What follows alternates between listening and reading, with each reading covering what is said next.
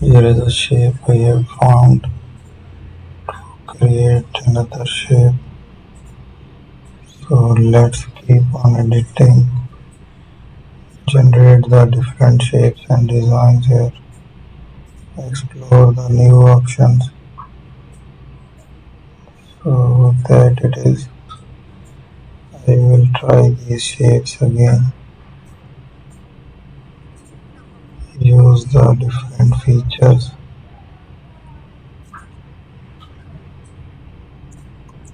So let's have a design again.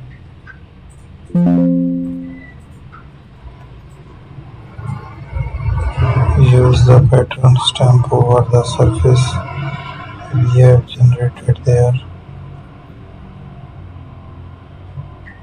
So let's make a frame in this way.